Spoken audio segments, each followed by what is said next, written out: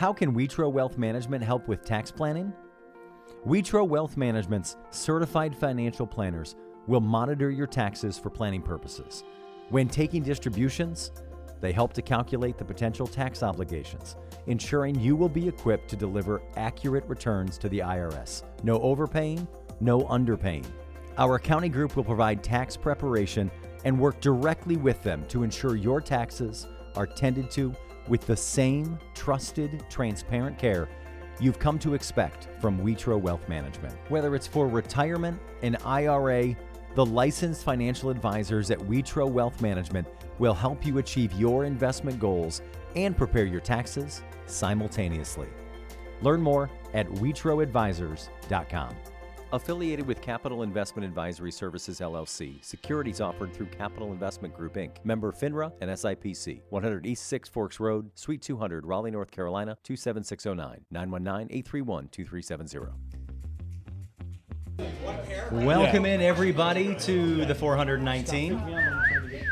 Can you guys hear us all right? Maybe? All right.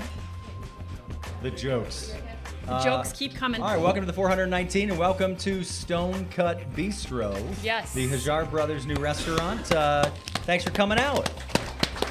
Thanks to Elias Hajjar. I think he's right around the corner there for having us. He's hustling in the kitchen. I'm Kevin Mullen. Gretchen. Alongside. Don't come out. Gretchen DeBacker. And Mac Hill. All right. Thanks everybody for being here, and that's the show. You guys have a great night.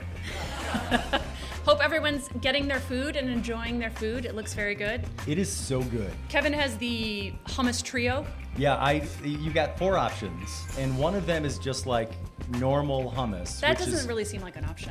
No, I was like, I gotta try these crazy things, and they're so good. Roasted red pepper, firecracker, and then what's the other one? Turnip and onion. Holy crap, it's so good. That was Elias's voice for all of you that didn't hear it on the recording. He sounds delightful. Yeah, he really there's real honey in there. This is a reschedule as a result of your weakened immune system. Yeah. So I do want to have it out right now. I think we're violating HIPAA laws right now. Oh. No, you're not a hospital. You're fine. Okay, good. Yeah. Excellent. But that's intentionally why we put the guest as far away from me as possible. That's not the only reason. And by the request. Okay, fine, that too. I appreciate you guys. Thanks a lot. But yeah, so we appreciate you guys rescheduling as well and coming out to be a part of this. I was talking with my kids in advance of this, and my kids were like, "Oh, who's the guest going to be?" And I was like, "I don't know. Gretchen's picking the guest." And my 9-year-old says, "Didn't she pick the guest the last time?" Yeah. And I said, "Actually, Gretchen picks the guest every time." Yeah, it's for the ownership. She tells Matt and I, this is how it works behind the scenes. She goes, "Hey, by the way, we're going to do a live on this date, and I already have the guests." We were like, "Oh, okay, that sounds great." And there's 2 of them that are going to co-host the show. So this is probably Kevin and I's last show.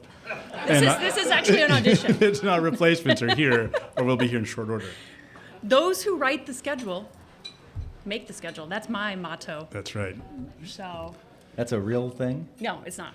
But Stone Cut, for those of you who have not been here, it is in the heart of the Hills Village. The food is great. It's a great place to stop and have drinks. And another total home run by the Hajjar family, who, of course, are near and dear to the show's heart. Elias is in the back, as you said, slaving away. And he was going to come out, but he's not great on the microphone or in person. But I will say, Matt, that his episode that he did of the 419 remains our highest listened episode. Everyone that goes to the Beirut and Poco Viati, he makes download the episode for a discount. There's discounting provided. Yeah. So. Scan the QR code for the menu and actually goes. That's right. It stops off at That's his how it immediate podcast download. first. Yeah, I love it. Hey, that's a brilliant idea. It we is should brilliant. try that. Yeah. We also want to thank our sponsors, Wetro Wealth Management and WorkSpring. And for some reason, they've decided to sponsor us for year 2 of the podcast. So we want to thank them as well. But let's bring out our guest, shall we? Let's do it. Okay. This person is a man. Okay. I know that Matt knows this person, but I don't know if Kevin does. But he has much closer in skill set to Kevin than to Matt or I. Okay. I mean, all right. There's a lot. Skill make set sense? is generous. Yeah, I was going to say, there's a lot that we Okay. can take that with. Yeah. And I know him and Kevin doesn't. You what? What I just said. I didn't know. I don't know what Okay. you said. All right. This person is from Philadelphia. Okay. It's Kevin Hart. Yes. Yeah. He's actually already sitting in that chair. This person is a liar, is who he is is. a He's real, full of deceit. works on and is advocate for mental health. Yep. And he has his own radio show and podcast. It's the Eric Chase podcast, and Eric Chase is It's our Eric guest. Chase. Welcome, Eric. We already shook. Okay. All right. I have to tell you, I'm a little disappointed, that you're the guest. And secondly, my heart was full because I thought you came just to support my show. No, I was the guest. Yeah. And it turns out you're just here to. Turned out he's just the guest. No, we're doing a little something interesting because Eric has his own podcast, the Eric Chase podcast, and How'd you he's come on. up with the name? Yeah, interesting. I didn't even know that was the name. Yeah, so Well, it good. just says Eric Chase on it. Say what you are. Okay. And he also is on the afternoon show on Q105, in case you want to tune in there. But here's the thing.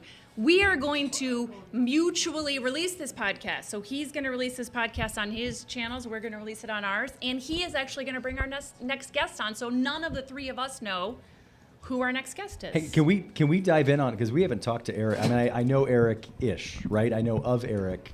And I think you and I have had a handful of conversations, but I feel like I don't actually know you. So Gretchen gave us a couple bullet points, but before you get to take over and replace Matt and me Matt, you're good to go. Okay, thank you. All right. Yeah, you guys are about to learn a lot about Transformers. Cool. Take your socks off. That's right. Give us the Cliff Notes version of how you ended up from Philadelphia to Toledo, Ohio. Wow, there's no Cliff Notes version, but I can tell you this: Kevin Hart was a classmate of mine, and I remember this was like 2003 when he did. I saw an advertisement for Soul Plane, and I was like, So plain, yeah. "That's the kid that," and he is exactly the same now as he was back then. Now, Soul Plane is the sequel to Lawrence of Arabia, correct? Yes. Yeah, so good. Yes. Yeah. Yes. Man, that movie was good. Yeah, give us just a synopsis of Soul Plane. No. You can move on. There were a lot of cool black people on a plane. My the man. end. Yeah, all right. We'll have to edit that out. I don't remember. Sure. Yeah. But yeah, that's my claim to fame with that. Yeah. Sure. And when I whip out my my yearbook once a year, when somebody doesn't believe me, I'm Yeah. like, he's right Do there. you still have your yearbooks? I really do. wish you would have Yeah. brought it. Cool. 'Cause I don't And- believe you. Do you guys have your yearbooks? Oh, yeah. Yeah. Oh, yeah. I Cool. do. Did you? Can you believe they actually had a printing press? Yeah. All When right, Gretchen's first was age, done? That's not Yeah. See. Terrible. Kevin, to answer your question as quickly as possible, I moved out to Detroit in '99 to start working in radio, and then I went to Orlando, Saginaw, here, home. The Orlando Now- Saginaw. Yes, That's an yes, age-old story. It's right in Iowa. Yeah, Yeah. Orlando, Saginaw, Iowa. So nice. Yeah, Yeah, I would love always it. joke that nobody had a larger geographic shift in radio, or at Yeah. least climate-wise, than, Sure. than me doing that one. And the ironic thing was, I loved living in Orlando the most, but hated my life there. Hated living in Saginaw the most, but had the best friendships there. Okay. Where does Toledo rank amidst that scale? I mean, That's you've a got some good friends. question. Yeah. Everything's extreme. Everything is in the middle between Orlando and Saginaw. Yeah. You're saying Saginaw was the best. Family, like friendship wise. Okay. So you're But saying obviously Matt's not- not really your friend. Is that what you're Yeah. saying? Well, you got a lot of friends in this room who are finding some tough information out in real time. Yeah. If you really know me, you know I don't like anybody except unless you bark. That's why I was so thrilled to see you come out. Right, Yeah. right. Yeah. I'm here by accident. I saw you when I was walking by. I was like, He shit, came I up to me and gotta he's say hi to like, "Is Eric your guest?" I'm like, "No." Yeah. What are you good. talking Yeah, about? he lied too. It was back home, then Allentown, then back to Detroit in 2012, and that was a quick 1 year, and then back here, and then in 2017 or so, I said I have to stay here forever, or I'm just going to keep hopping around, and one of these places is going to be going off of a cliff. Well, we're glad that you decided to call Toledo home. What's been your favorite thing about Toledo? What's the thing that you say, like, this is the thing that when I brag to other people about Toledo? I was going to say, if I don't say Metro Parks, do I get my shin kicked? Yeah. We'll just edit it in there. I love how Yeah. quickly Matt just turned his hat around, just in case you weren't sure what it's called. When when people come on my show and I ask them like what their favorite thing is, and I say you can't say Metro Parks unless you tell me your favorite one. You can't say the zoo or the art museum, and I rule those out. So I have to put a little effort into it. A lot of people that come on your show have been to the art museum. Oh yes, Yeah. yes, I'm big in the that art Venn community. diagram is a real. Yeah. Adam is probably my number one listener. He loves all the F-bombs. Yeah. This might even sound trite, but as we all do, I have the pleasure of having contact points with a lot of people. And every place has bad, lousy people that you want to punch in the face. But, Kevin? Yeah. The voice of the Rockets. Here, Yeah. That's your water. That's complimentary. I was going to say you could toss it at him. Yeah. No, you get that from coming on the show. People here, thank you. You're welcome. It's my party. Can I Yeah, go like with the the glass? shitty stuff I get when I come to your cabinet. Yeah.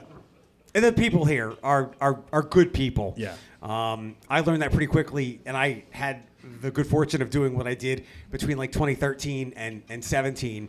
And when that didn't exist anymore, people reaching out to me and thanking me for things I talked about. That was kind of my big green flag to make this my home. And see, I might not have blood family here, but there's other family here. And there are a lot of really, really good people here. Yeah. Are you still celebrating the Super Bowl win? Matt knows this. I don't really celebrate anything. Oh, okay. What a fun guest. Yeah, I know. Yeah. No, but I was delighted that it was the blowout that it was because I checked in with Kevin when I was able to because the Sunday of the game, I had a fever of 104, 105. I cannot recall having that kind of fever before. That's so funny because I tested positive for COVID today. So I will take COVID. So So just it's moments coming. ago. Oh, Kevin, were you lit up like a Christmas tree with that? No, I never had a fever. I was just literally on my ass and my wife she will tell you she's not happy about it. She was convinced it was man cold. And then it What's was just that? like, it's any cold that you've It's ever not had, real. Matt. Oh, all right. And so that's what she was convinced it was. And then I slept for like 2 straight days. I mean, it was so bad. I had no energy. But I never had a fever. I was nauseous, and I know this is a medical podcast. That's what this has become. Yeah. So I was baking. I know everybody knows when you get the flu, it's pretty standard to get like aches and chills. I didn't have any chills, but the fever was wearing my body down so much I had aches Listen, from it. we're not going to talk about this the whole time. Okay, you guys got sick. We got it. Being The sick is Super very Bowl, topical Jesus now. Christ. Well, I would say, 2 seconds of Kevin Hart, and now on to your fevers. This is why our downloads are dwindling. Kevin Hart gives Gretchen hot flashes as well. That's Is that true? Yeah. No. Okay. But I will say I got a message from Eric just saying, "How are you?" And I didn't truly I didn't know what to respond to that because I'm like, what does he know that I don't know? And I was like, I think I'm Alex fine. told me you missed Monday, so No. And then I realized no, he's just a really nice person, and he's checking let's in. not go that far. Well, or he's saying like, hey, is there an opening for me to be the president of Rotary? Maybe that's what it was. So, No. Yeah, you can have it. Eric, you are a bit of an introvert. How these two worlds work? And when did you first take the microphone? Is this sort of your vector for interacting with people? How does this come into one person? It's work. Yeah. It's work. People have asked me that my entire life. They're like, I thought you didn't like people. Yeah. It's playing 2 roles, and most people have 2 or 3 parts of them, maybe more. I've just had to really polish mine so that I can continue to do what I do. Sure. When you go home, you just flip the switch and it's off, and it's like I want no sound. It's just you and the dogs. Yeah, more so like with busy weekend events, like for instance, like a Jeep Fest type thing. I'm just like shot for a couple of days. Sure. It just drains the battery. It drains the battery. Yeah. But yeah, I can turn it on and flip it off pretty easily. It's just become something I had to perfect and manage over the last 20 years. Yeah, well, perfect is humble. The introvert part. Yeah, Nobody sure. lays on the couch like I do. Yeah, my man. All right, we'll give you that. Do you have a favorite like call-in or guest interaction from Saginaw to Orlando? Is there some story that sticks out to you? Like this is the nuttiest? Yes. Yeah. All right. In fact, I wish I had my old friends, Megan and Philip, and people from the old show here. So on the old Morning Rush, they used to bring comedians by from the Funny Bone. Okay. And most of them were pretty good. A lot of them didn't want to be up that early or anything. Sure. There were some hit and miss, but some really good ones. This was not that. Donnell Rawlings, who I believe used to be on The Chappelle Show. Okay. And I didn't really know him, but the guys on the show told me, yeah, he thinks he's a lot bigger than he is because he was on The Chappelle Show. Okay. So we're sitting there having this conversation, and he's to my left. And I reach over, and I grab my pencil that he had been fiddling with. Okay. And he looked over at me with daggers in his eyes. And I just said something to the effect of, yeah, it's my pencil used to write during the show to take notes and stuff and he lost his mind. He immediately began to withhold saying curse words on the air during the interview. The interview was always 2 parts. Okay. So during the first break, he marched out of the studio and called me more N-words than I've ever been called in my life. And he needed to be physically calmed down to be brought back into to come back on for the second part. Right. What was the first thing you asked him when he came back?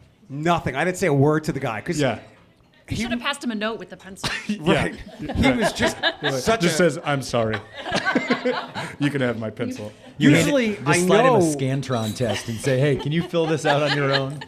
Usually I know or intend when I'm pissing somebody off. Yeah. Him, I could not have gathered. He just went sideways. I kicked his child or said his dog is ugly. Yeah. I could hear the screaming down the hallway of him going off. It was a wild experience. Wow. And it's Donnell Rawlings. Yeah. It's not like Dave Chappelle or we had the Wayans brothers in a lot. It was basically a nobody acting like he was. Yeah, we're having that experience on our show right now. Absolutely. Yeah. And as soon as I leave, so many F-bombs. Yeah. There's a pen. Yeah. That's my pen. That visual clue is so good for the podcast. I love it. That's going to go over so well in the recording. They're going to love it. I just let you know, last time, I don't know if you had this, so you have a solo show, which is the way to do it. We get Agreed. Gretchen gives us a lot of notes on how we can do things better. Yeah, Kevin will back me up on this. It's what we call in the industry, it's an air check. Tell me about I'd like to know what that is too. Yeah. You get pulled into your boss's office. Yeah, that's a lot how this you feels. usually it's a lot like sports stuff. You review your tape. Yeah. You go over what was done wrong and right, what you can do better, Yeah. how you can execute things better, Sure. how you can it's that whole thing. I think we get it. So the first time we had a live guest, and we don't know what we're doing.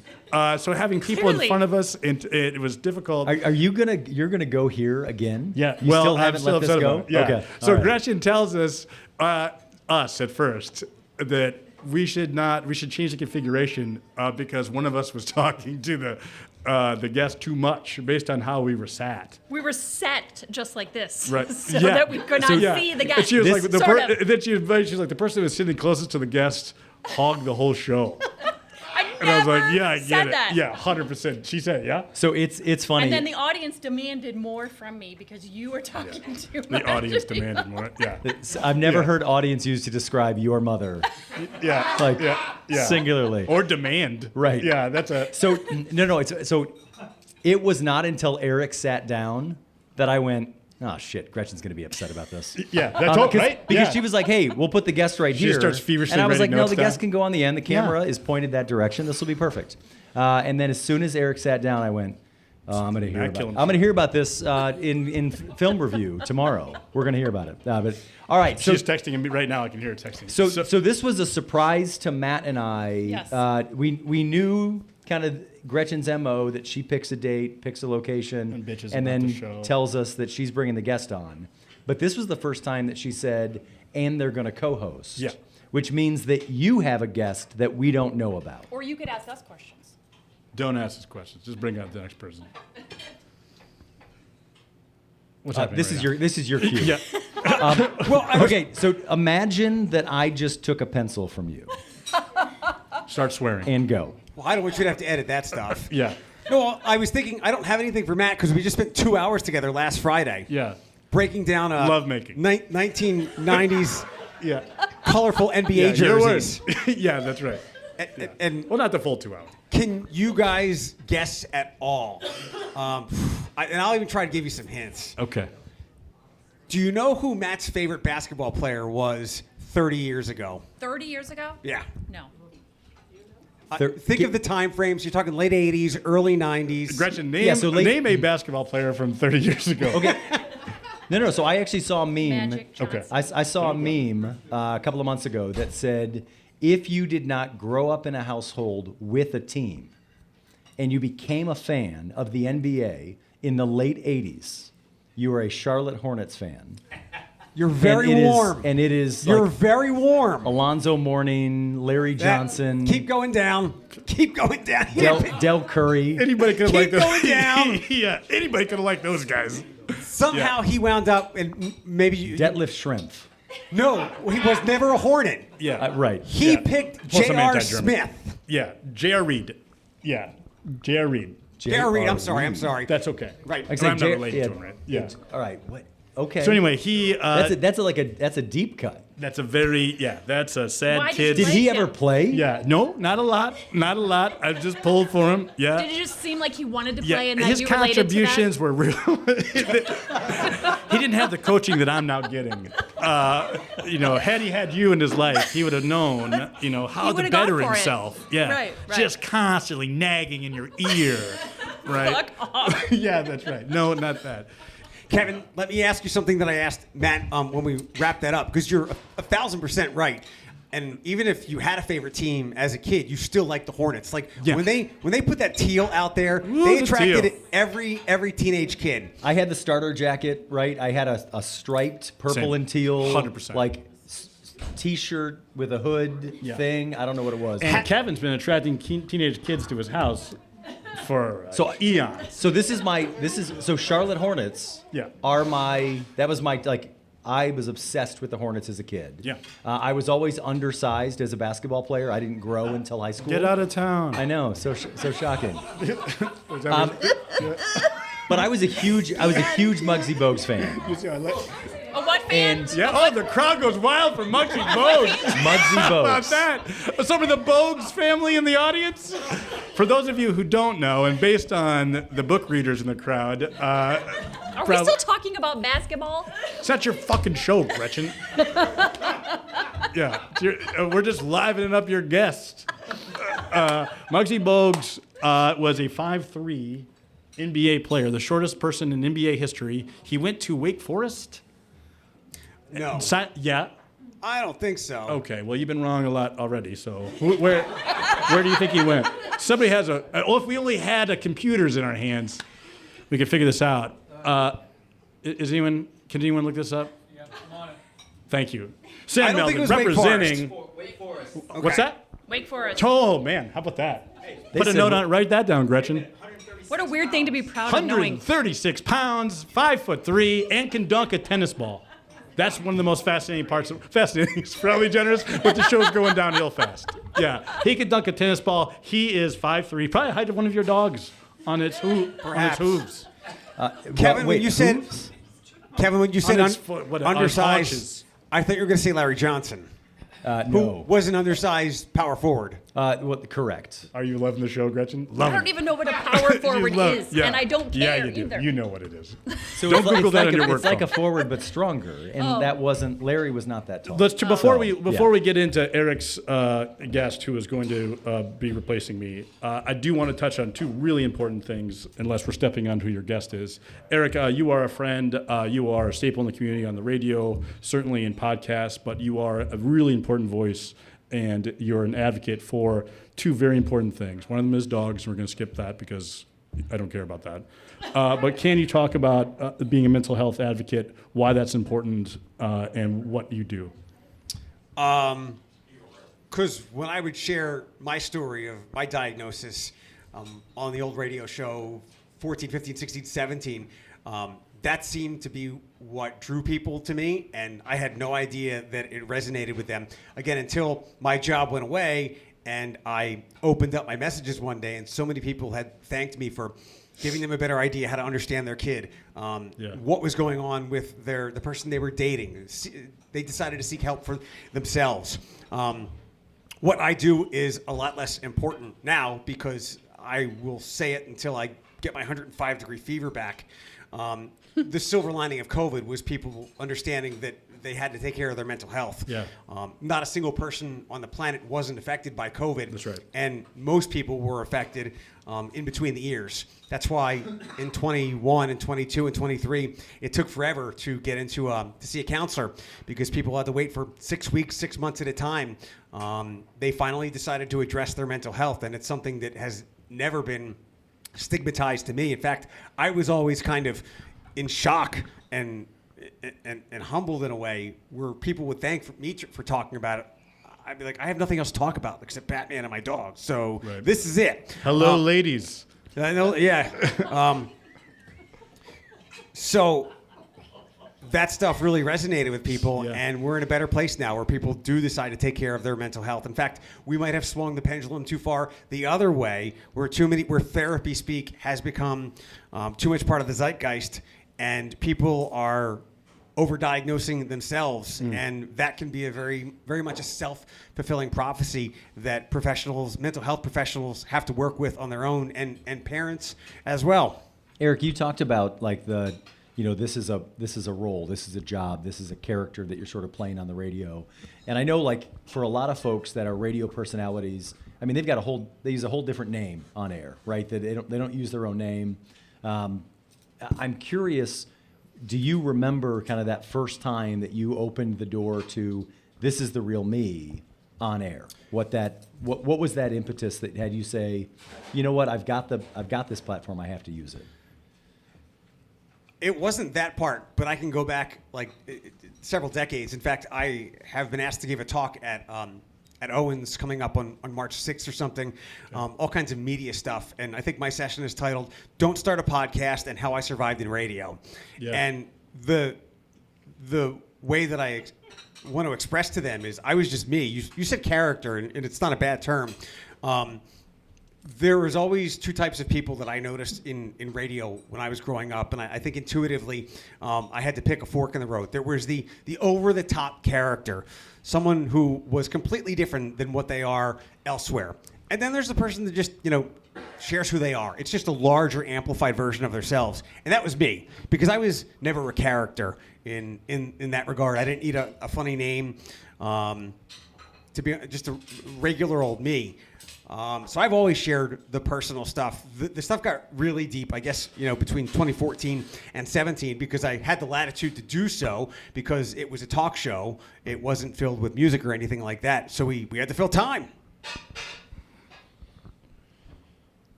All right. And the crowd goes quiet. Yeah. What local organizations do you partner with on your mental health stuff? NAMI is a good one.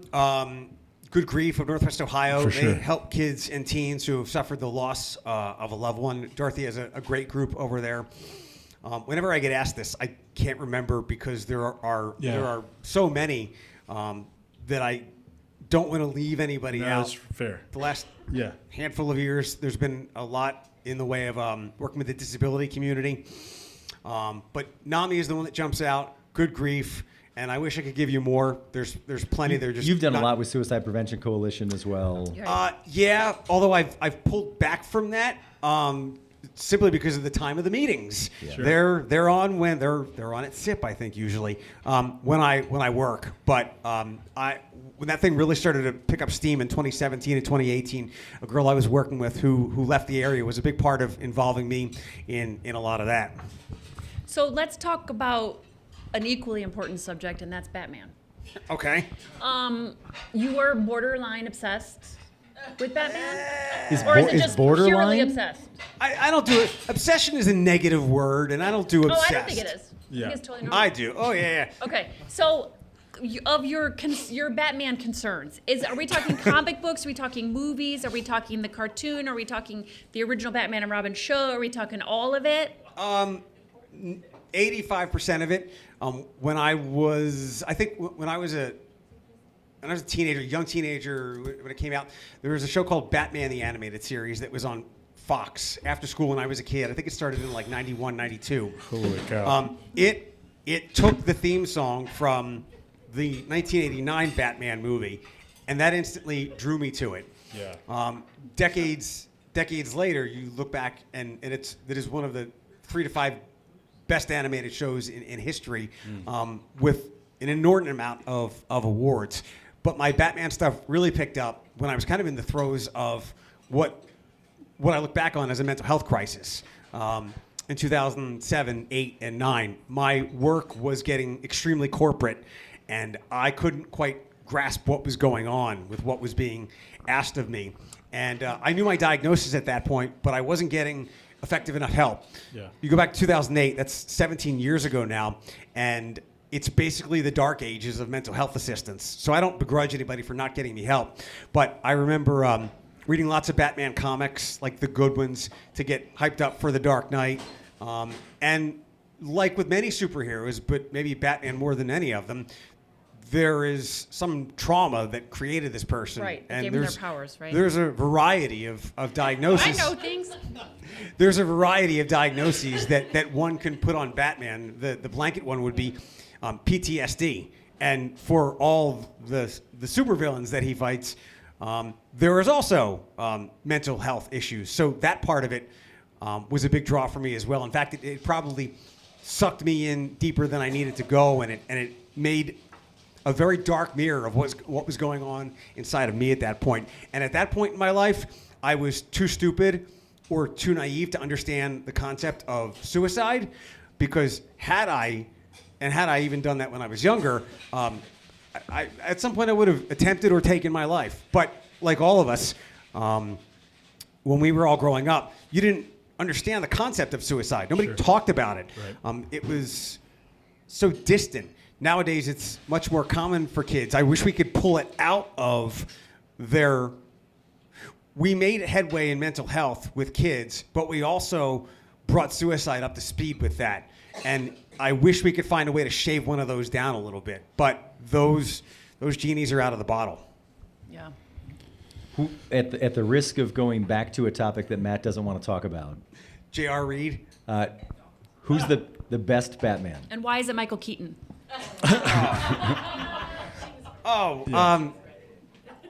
It's Christian Bale. Although you can't be serious.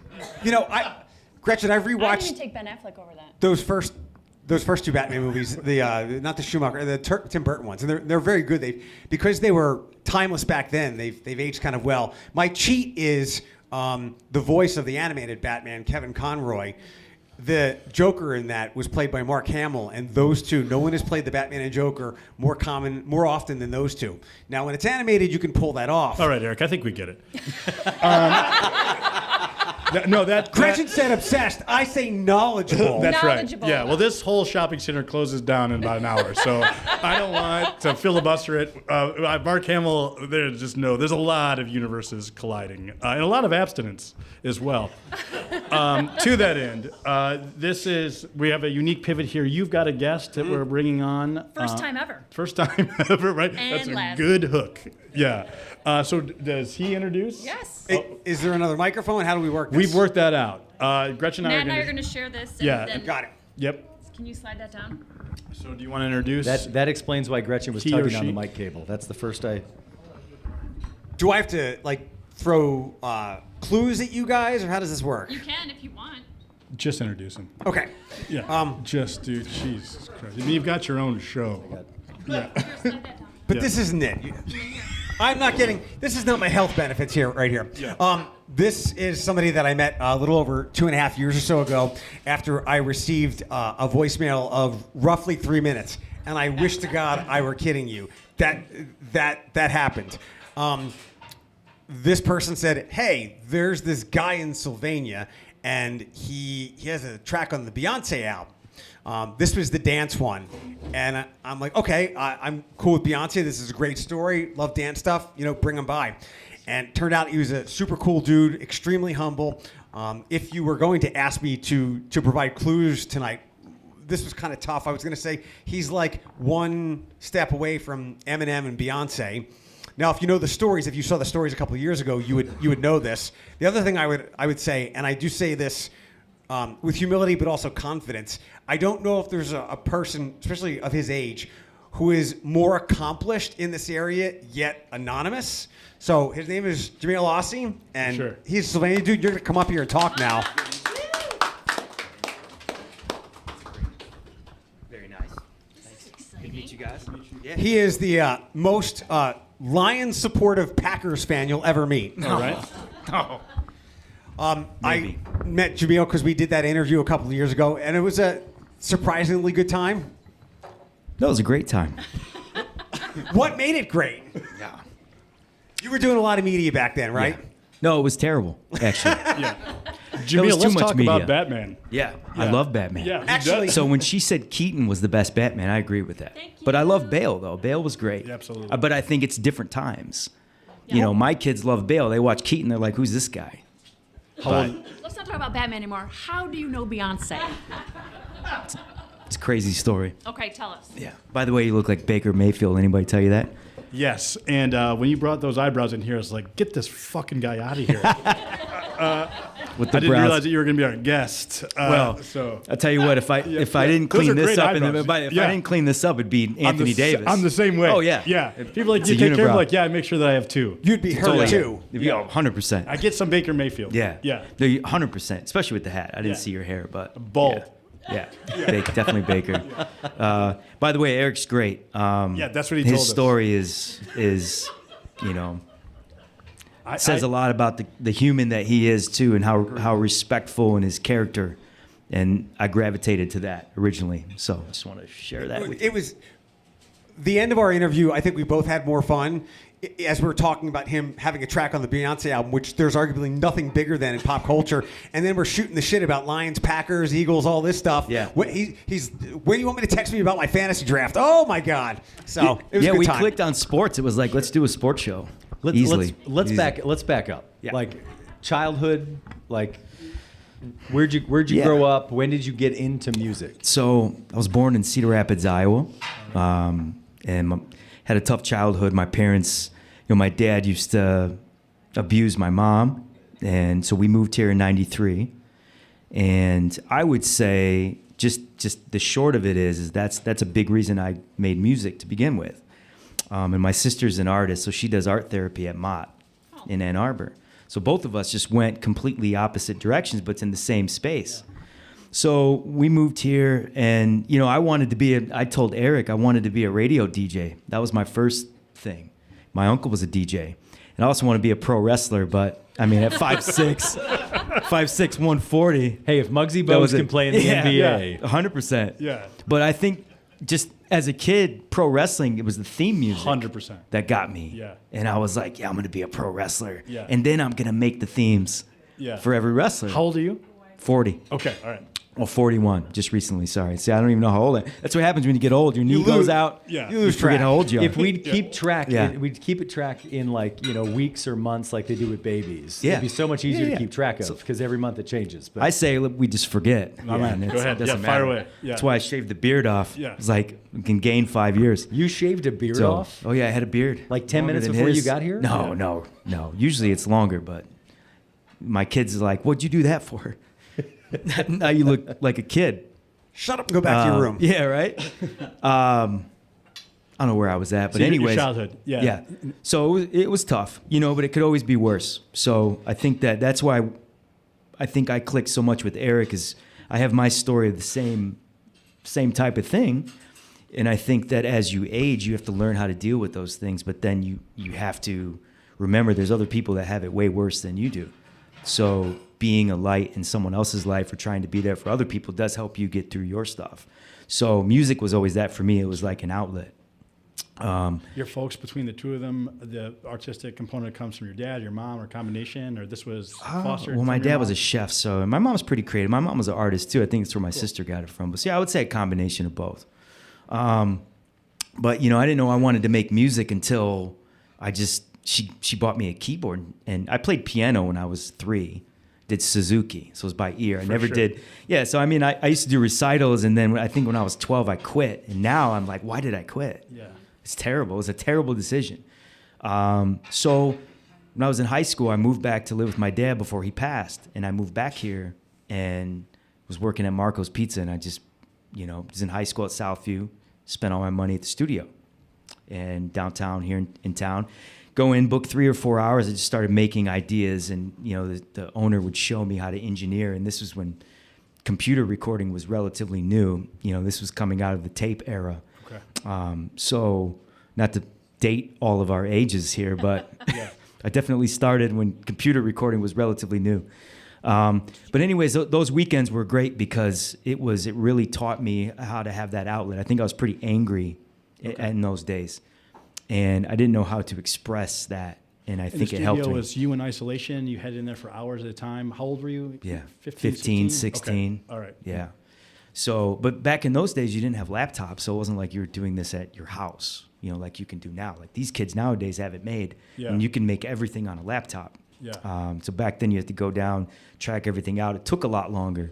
So just to fast forward from there, it was, just a really long process, but just from the mental health aspect, I think that it saved me too, because who knows where I would be today if it wasn't for that. And I think that having a way to express yourself is extremely important in any way. And that could just be watching Batman or just finding some peace at some point. And I was always big into sports, so sports was an outlet too. Yeah. Watching the game. I was a Packers fan, so we jar back and forth, Packers, Eagles.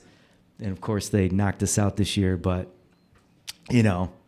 I hate the Eagles. Yeah, Just same. so you know. I hate the Eagles. Same. It's an impossible team to root for. I hate anybody that knocks us out. I mean, not as bad as the Lions and the Bears, but I was actually not to You hate the Lions? Not to pivot. Yeah. No, I just hate the division. Yeah, okay. As a Packers Hating fan. the Lions. Yeah, but we don't even have uniforms for everybody. Yeah, right. But at the beginning, so last year, if the Lions won it, I'd be happy for the fans, because think about the misery. Yeah. Look, let me tell you something. If you are a big Packers fan or any team, anyone, this is a public service announcement, do not watch a game with Elias Hajjar.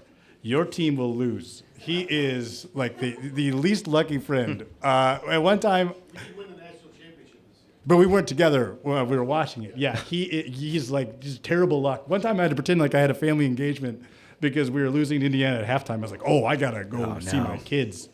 So that's just a public service announcement. Yeah. I just feel like every time we play the Eagles, we lose. So it's like it could just be, Talk to me, the jump from studio to where you are, it will be fascinating to everyone. But I'm curious, before we get to that, like, how do you consume music? I mean, did you hear it differently from the beginning, or your fascination with how it was constructed was from something you heard on the radio? Like, well, how did you dive into this as a 15-year-old? Yeah, I think I saw it as colors, and it was just an expression, and it was hard. It was like a vision.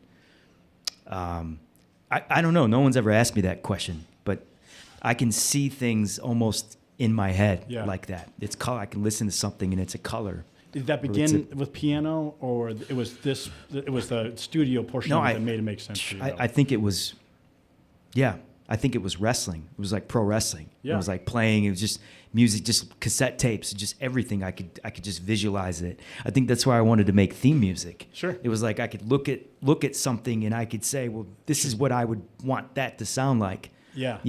So maybe that's why I got into sound design in the later years. But early on, I think that was really. But it's just a vision. It's hard to explain. It's a feeling. I'm almost out of questions because I'm not allowed to talk to the guests a lot. If your walk-up music, your into the ring music, your batting music, what would it be? Oh, mine? Yeah. Ooh, that's a good question. That's why I want to unload these other two. That's a great question.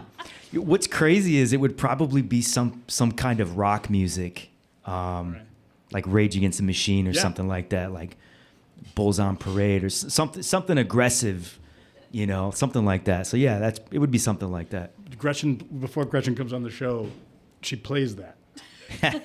just to get in the mindset. She just likes to get amped up. Yeah.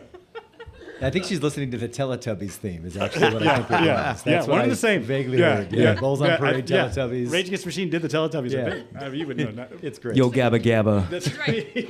What was when you started making your own music? What genre? What style was that? It was definitely rap music. But the funny thing is I grew up, so, late 80s, early 90s, it was hip-hop was just kind of becoming a big thing. But my uncle was a DJ at 104 here in Toledo. So when we moved here, he turned me on to all this classic rock stuff. So it was a combination of both. It was like hip-hop and rock. When I first sat down to create myself, I had no clue what to make, but I was just feeling it out, if that makes sense. So there was no criteria. It was just starting to mess around and let's see what result that we get. So it wasn't until the later years that somebody said, after sending ideas out, it was like, do you ever think about making pop music? Just based on the structure, I was good at arrangement. It was like, so in pop music, it's important to have that arrangement. I think with hip hop, it can be pretty typically simple. Not that pop music isn't simple, but I think rap music could be a complete loop. It could just be one thing that just keeps going. So hip hop and rock, Love it. crazy combo. And so then you were just creating sections or samples to try to have other people sing on those tracks, or what were you creating? I was making my own music at the time too. But which I had no idea what I was doing. I was just experimenting, and I was learning to engineer at the same time. So I was sound designing, I was recording, I was learning the entire process. So, but yeah, I would bring people in. People would pay me even in high school to make tracks into 3 or 4 hours in the studio, which I feel like was unheard of at that time. We're talking 2000, 2001. It was pretty early. But it wasn't until after that I went to recording school in Chillicothe, and came back, and then I actually worked at the studio, and then was working with local artists here. And I had some guys that managed him, and they said, hey, let's take a trip to the ASCAP Expo in LA. And the ASCAP is a performing rights organization. So they do this big expo. It's great. You can do critique sessions. There's Q&As, and it's important for a musician to be at. So anyways, I wasn't going to go, but ended up going. We flew out there. We did a critique session with one of the artists here in Toledo. And we sit down, and it was a producer by the name of S1, who would later become my mentor and help get me into the business. But at the time, we had no idea. And we sat down, we played the music. I did the track, but I wasn't the artist. And he was like, who did the track? And I was like, I did. He's like, this is incredible. And then thought nothing of it. But that night I was in a showcase.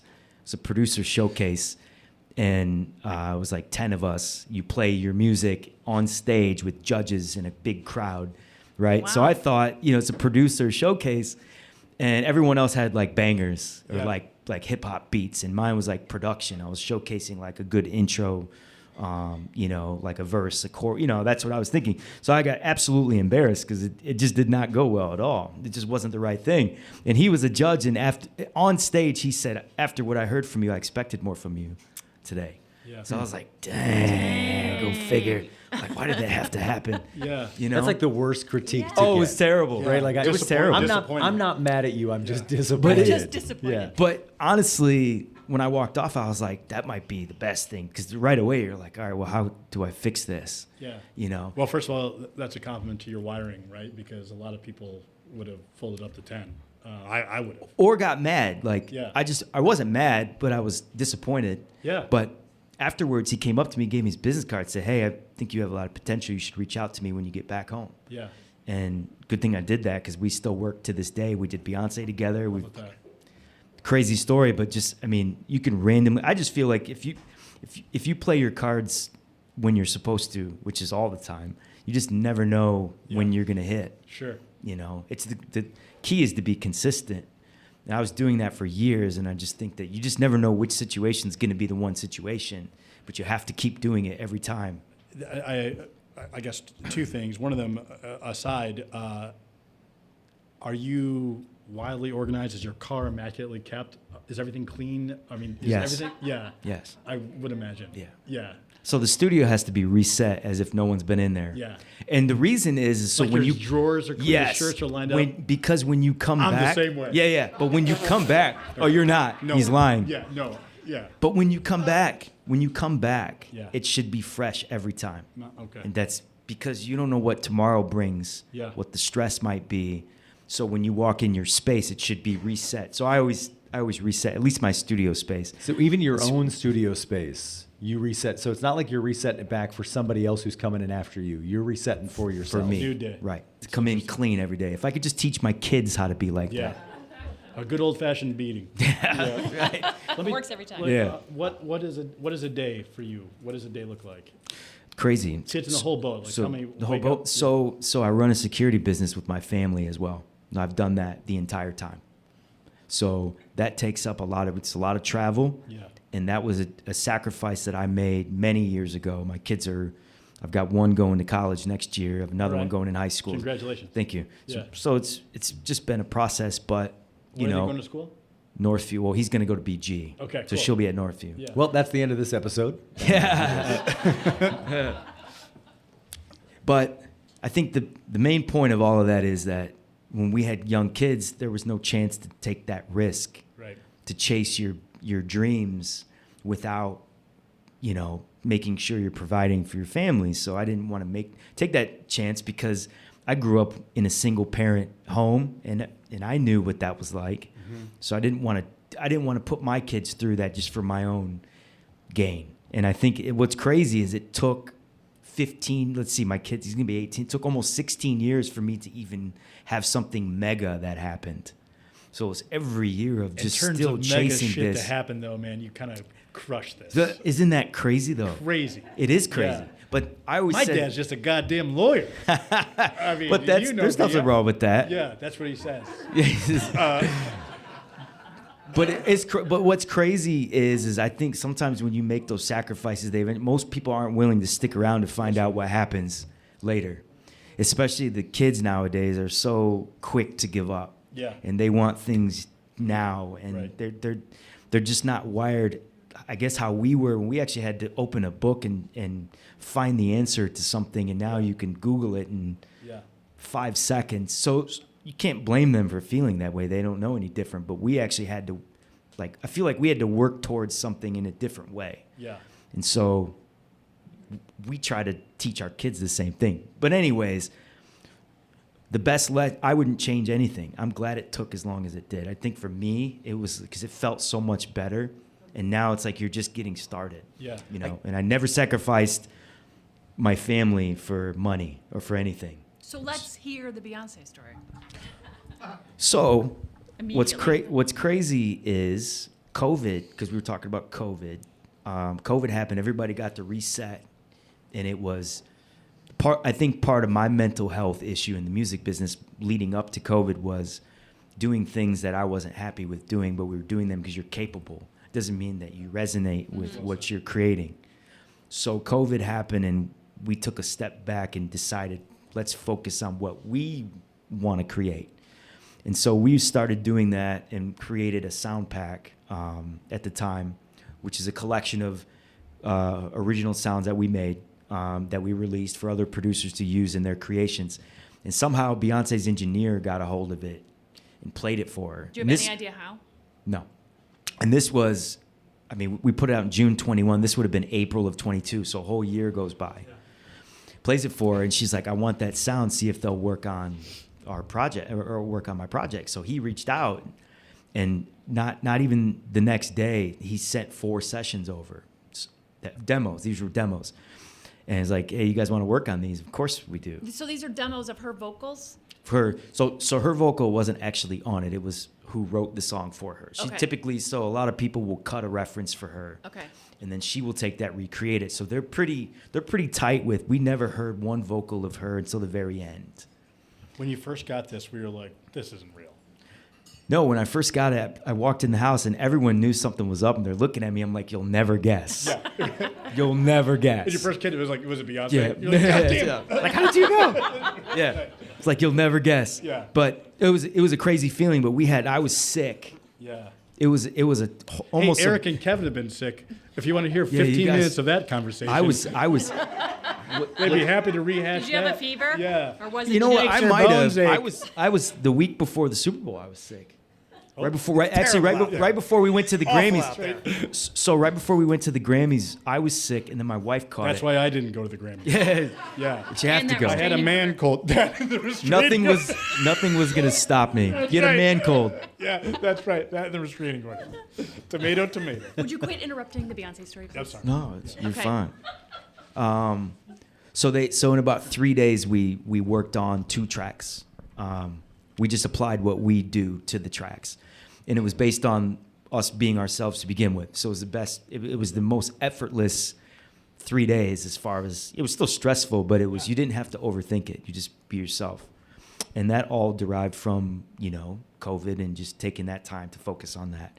So we got that, and then we got 2 tracks on the album together after 10 years almost of him meeting a random kid from Sylvania at the time in LA. I had no business being there. Almost didn't even go. When you say we, you mean you and the S1? S1, Okay, yeah. okay. And what were the tracks? What was the album? So it was Renaissance was the album. It was Shut I'm the That fuck Girl. So it was up. track 1, which was even crazier. And All Up Here in Your Mind was the second track. And so that led to just a crazy circumstance for me living here, doing that, because most people think you live in LA. Every interview I did, they're like, "Oh, so how's life been since you left Sylvania?" I'm like, "I never left." So Well, that was yesterday, so I guess it's pretty good. So has that Crazy. led to other yeah, so yeah. so the crazy story is that led to management. So I signed a management deal. One of my managers I'd sent a folder to him of some ideas, and he hit me back a couple days later, and he said, "Man, this one's perfect for Eminem." He's like, "Good thing you marked it." And I had an EM next to it, but it was the song key. So he just didn't think anything of it and looked at it and just was like, "Oh yeah, that's perfect." Yeah, and they sent it off to Eminem. And my other manager, that's a duo. They're like, it's fake work management. And so DJ has a relationship with Shady and all of them. He was Jimmy Iovine's nephew, and he started off. He was like a runner back in the D12 days or whatever. I don't know the exact story. It was something to that effect. And so he has a relationship with Paul. So they sent it right away, and they hit them back, and I think it was like 2 days. Said, "Hey, yeah, send the stems and the session over. We're gonna play with this." So when he let me know that, I thought that was crazy because I just tagged it E minor, and he thought Eminem. Oh my gosh. EM for Eminem. So thought nothing of that because I know how it goes. You can send tracks and stems. If you send the stems or something, a session to an artist, typically that's a good sign, but it doesn't mean And what anything. is that? What is the stem? So that would be, let's say you had 20 tracks that you added or that you used to create that ideas. You have to send each one individually. before So you they combine have it. control over it. Got it. Yeah, when you listen to a song that you download on iTunes, it's a stereo file. It's a one stereo file, but there could be 150 tracks that were a part of that song. But at the very end of it, when it's rendered down, it's just a 2-track. And so they want all of those separate pieces? All those separate pieces. So it was great news, sent it off. And then a year later, they hit us back and said it was on the album.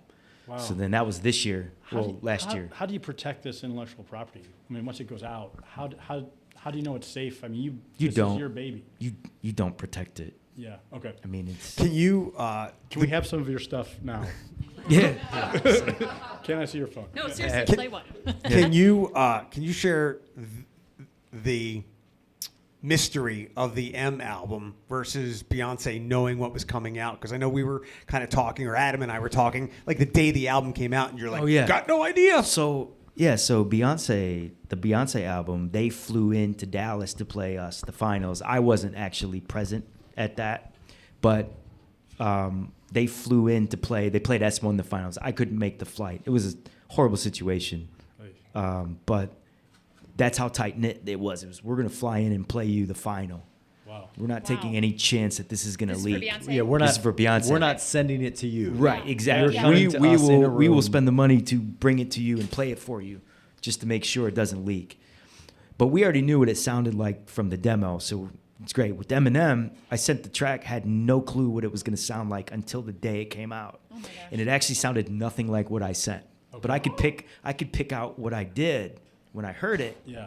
But then I was like, wow, that's complete opposite of what I thought it was going to be. Interesting. Do you So ever if I A-B'd it, it's a big difference. Did you like the final Yeah, version? I think so. I think I was disappointed with what my demo was and what Did I you was send hoping he Eminem would notes do. because Gretchen would have? Yeah. No, She can. I think She's so. It's a continuous She's improvement got a plan. real. She's got a real ear. Dude, when you're making the tracks, if you ignore Matt, and you're making the, do you ever think about, do you have an artist in mind when you're, or are you ever surprised about who says they'd be interested in that's it? a good question. I think Not a great you do that sometimes, but all right, so this goes back to pre-COVID when you're sitting down and you're trying to make something for somebody. Uh-huh.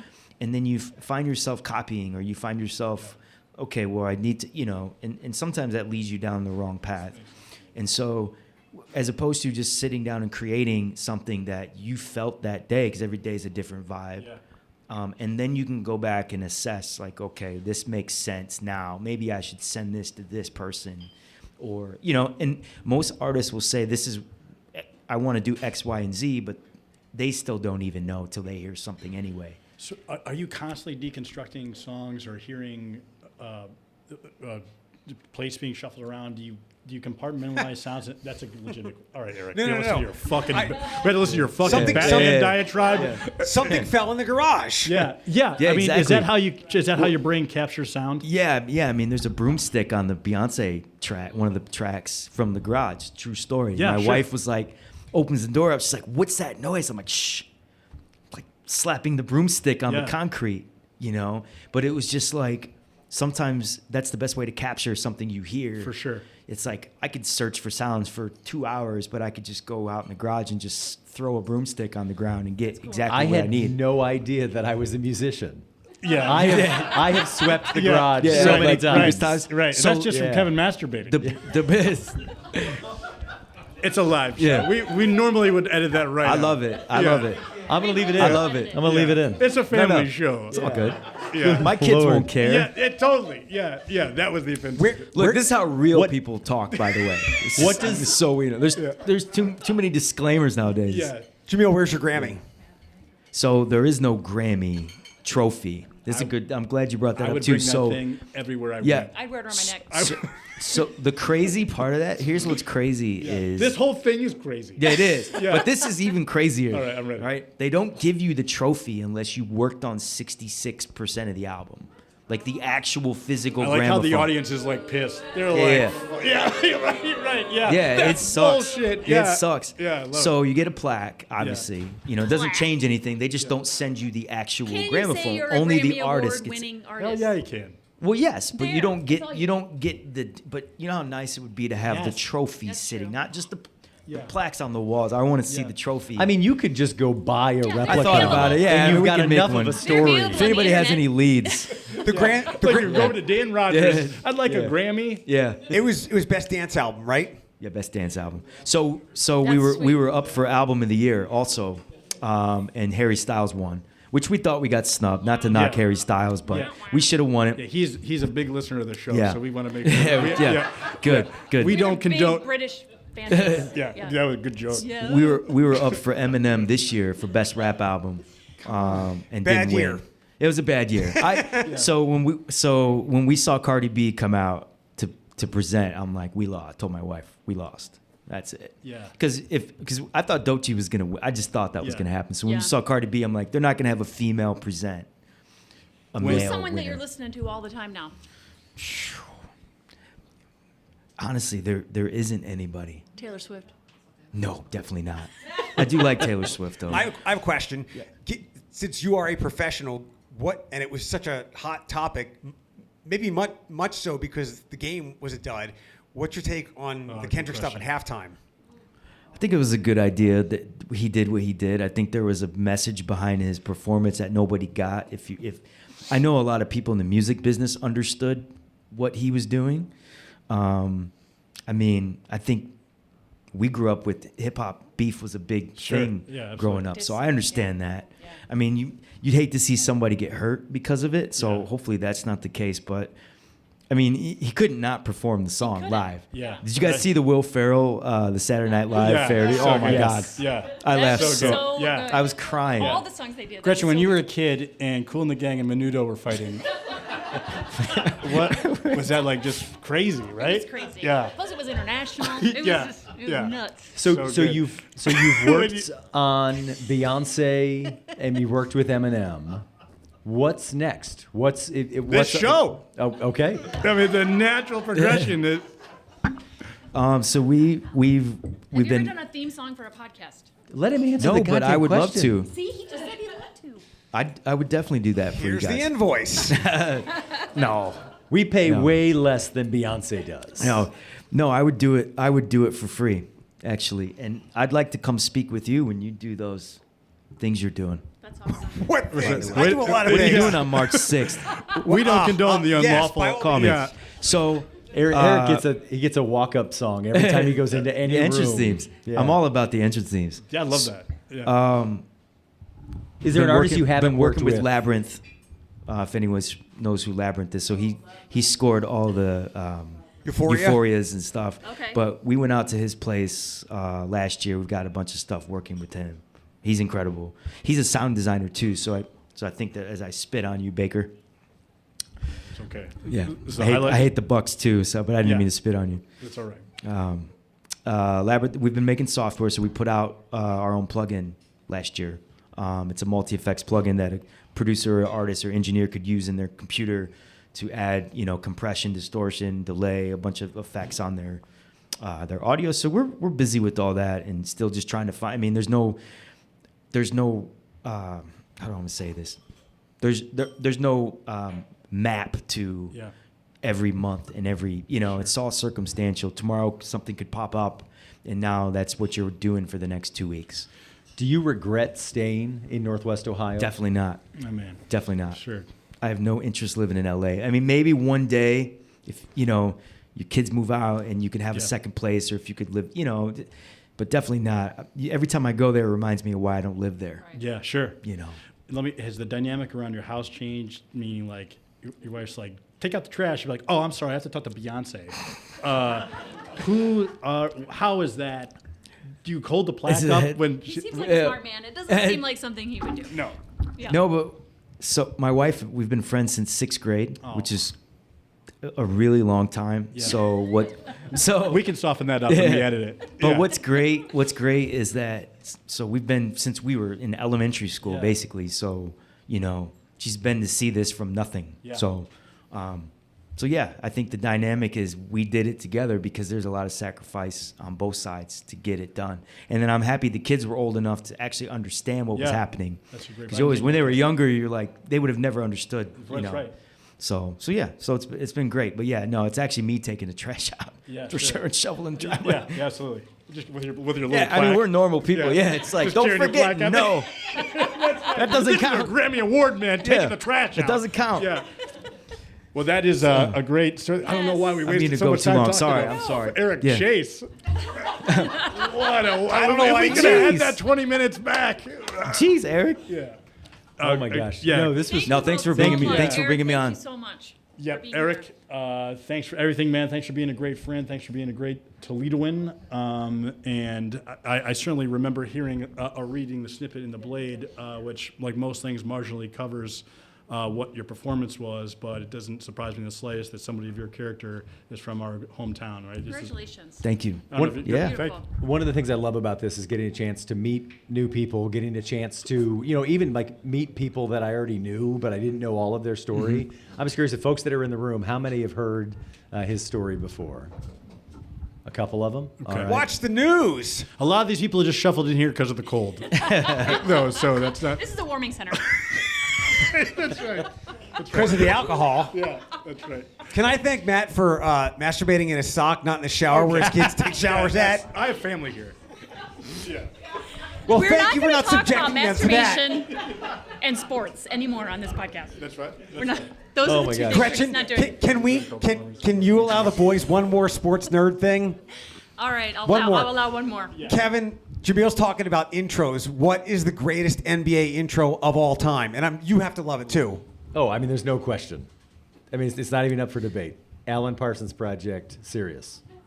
For the Bulls intro. Yeah. From all the championship years. Oh, shame on me for not knowing that's what it is. Yes, definitely the Bulls. Okay.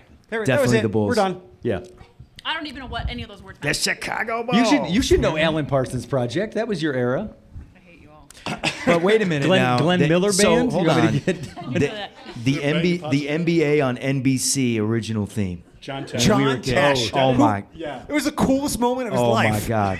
You ever see that performance he did? It was all sped up. It was amazing. He had that like tuxedo vest on. Yeah. Just giving It was it all. it was Whoever would amazing. have thought because there's a radio show on now called like Delilah. It's a Loveline show. Delilah's awesome. John Tesh did the same thing. Whoever would have thought that guy would have done one of the coolest things in NBA history.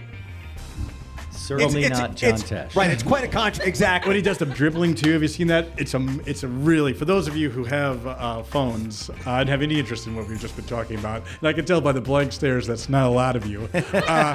Google John Tesh's live performance. It is worth No, a it Google. is. That was really good. They would know when they heard it too if they. Yeah.